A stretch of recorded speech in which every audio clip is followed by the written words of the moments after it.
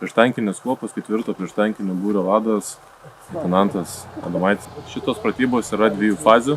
Dabar esame aktyviai fazėje ir tą, ką darėm pirmoje fazėje, kartojam dabar su papildomais elementais, priešais, netikėtum situacijom.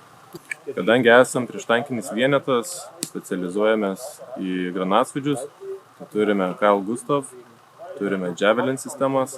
Javelin sistemos šaudo iki 2,5 km, tai mums dažniausiai arti priešo nereikia būti. Mes dengiam arba remiam mūsų sąjungininkus arba savas pajėgas. Vokiečiai iš tikrųjų labai yra malonus kaip žmonės ir kaip kariai. Nebuvo sunku atrasti bendrą kalbą. Labai yra naudinga ir patirties dalyba tarp mūsų. Mes labai daug iš jų išmokom, jie pamatė, kaip mes veikiam.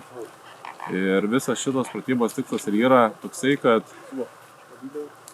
jeigu vokiečiam reikėtų ateiti mum į pagalbą, kad jie atpažintų mūsų pajėgas, kad jie sugebėtų pereiti per mūsų pajėgas, nesuklaidintų su priešu ir tas pats iš mūsų pusės. Mes nesuklaidytumėm jų su priešu ir galėtumėm toliau sėkmingai kariauti. Aš esu Audrius Malkys, tarnauju brigados generolo Motiejaus Pečeliūno artilerijos batalione prieštankinėje kuopoje. Aš esu PTVS operatorius, tai operuoju Javelin operacinę sistemą. Prieštankinė sistema – naikinti tankus, sunkią techniką, šarvuotą techniką.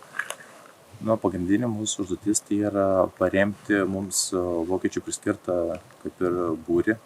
Jis pamatom techniką, mes atraportuojam ir tada duoda mums ženklą, kada naikinti. Sunkią šarvuotą techniką, jeigu pamatysime tankus ir tos naikinsim.